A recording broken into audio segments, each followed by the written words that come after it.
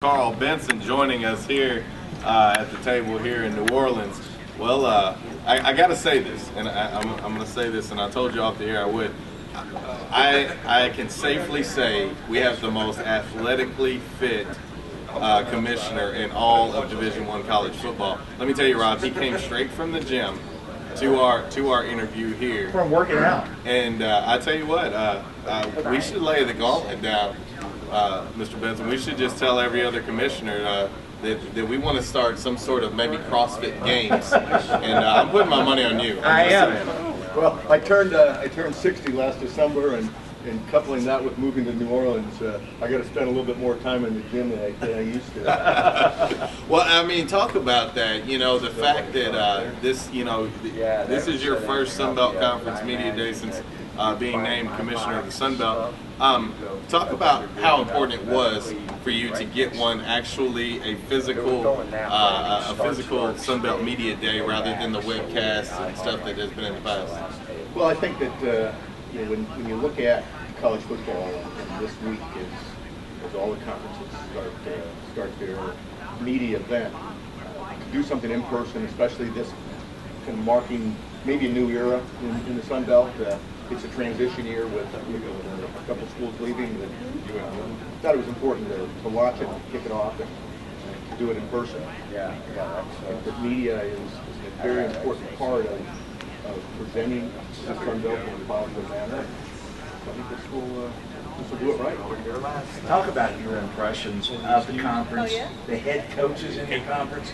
Pretty impressive list of guys. Carl Pelini, Gus Maladon, Dan McCarney, and the list goes, and of course Coach Blakeney, the dean of the Sun Belt coaches. Yeah, I call Coach Blakeney the godfather of the Sun Belt, as he was actually walking by right here. He gave us a thumbs up on that one. He heard his name and perked right up. So we can't do that. No, you're right. There's great coaches, young coaches, established coaches, sure. A wide range of them. And then again, without getting too far in advance, next year, Bill Curry's going to be here today. Dennis Franchioni's going to be here. Where everybody has unlimited voice, Those two data, and tags. Not at all, you know. University of Alabama. Both of them.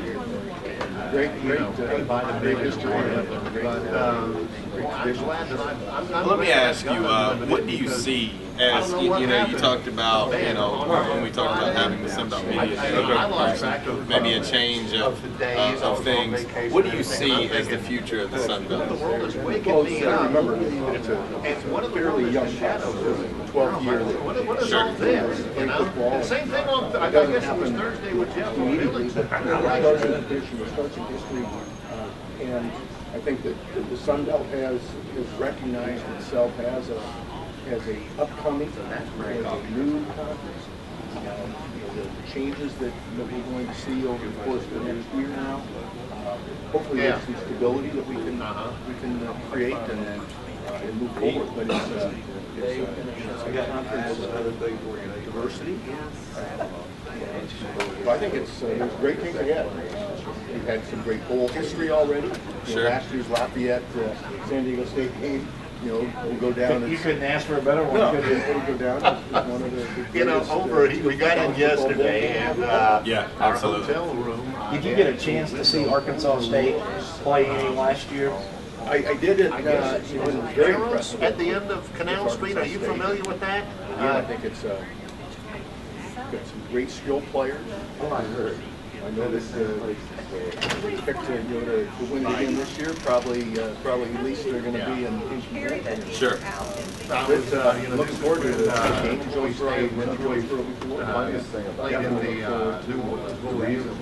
Do you see a team with like Arkansas State make a run through the Sun Belt undefeated like they did last year? Do you see that happening, or do you see maybe a little tougher time? I know that doesn't happen every year. What's your expectations? Well, first of all, As we it's hard to go mentioned, undefeated. several yesterday, True. 9 o'clock, we're focusing on Throwing Troy some of the with geography Corey out, some Robinson of at the places 9:05 and where head it's coach Larry tough Blakely at to play. 9:35. We mentioned from and we'll mention it again, the Metro Montgomery alumni chapter Troy University has a big gathering on the 19th. Coach Blakey is going to take one of my the messages we'll give you over the last all several the months details has been, there. Plus, I understand for some reason last Tuesday and why not was the a inaugural edition, evidently, of But it Trojan takes, Talk. you know, it takes I don't know what triggered all that, takes a but little bit John of luck and from time to time. Absolutely. everybody were But, really talking Troy you know, on I think Tuesday. that there needs to be a team that 8 takes some o'clock, of these John and Mary, Budweiser Sports Line, Sports Radio 740. and get it rolling. The excitement and the energy at Arkansas State, all-time high, coming off the 10-win season. Went down just a little bit when Hugh Freeze left to go to Ole Miss, but no one thought on the Arkansas State fan base that it could get any better. And then you get a Gus Malzahn, and you talk about what he's done in the last 6 months since he's arrived in Jonesboro. It's been unmatched, and you know, the excitement and the energy level is definitely at an all-time high. Great hire, and I have to give credit to Dean Lee for being able to pull that off, the administration for willing to support that type of hire. I remember sitting with Dean back in New York in early December, and Right. he was just starting the search. And he mentioned that to me, and I said, "Wow." Yeah. This you know, at that time, I'd been talking. We to said Dean, wow too when we found out. and then it became double wow. So great hire, and looking forward to again my first trip to Jonesboro.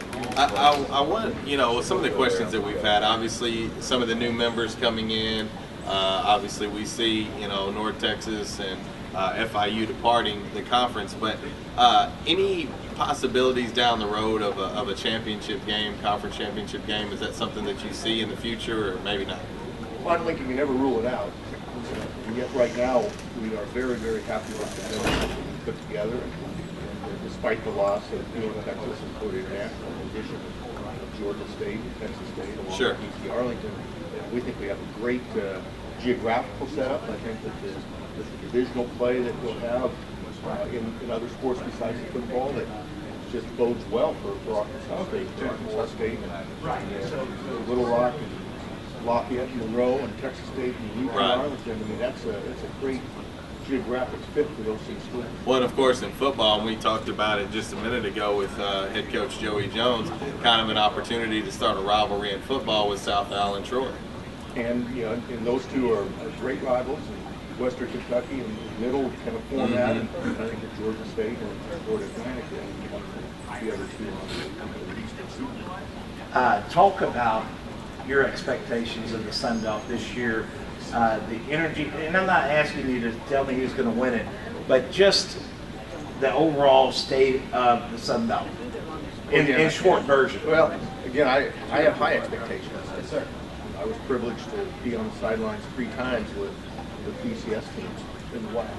Boise State twice, Hawaii right here in New Orleans. So the possibility I think the new BCS arrangement is going to have further opportunities for teams from the Sun Belt to play on big stage against great opponents. What's going to happen this year? Who knows? Right. And why not? My expectations are high. Before we let you go, I want to ask just maybe one question. What did you maybe learn from your experience of being commissioner of the WAC that you will implement here in regards to the Sun Belt? I think you have to have strong administration right at the top. The presidents, the ADs, and I think what I've noticed here and what I was impressed with the first time I met with the presidential group is their commitment to athletics, and their understanding how important athletics can be to the overall mission of the university, while at the same time balancing the academic side. And this is not the same Sun Belt that it was 10 years ago. Right. And it's different from an academic standpoint, it's different from an athletic standpoint. And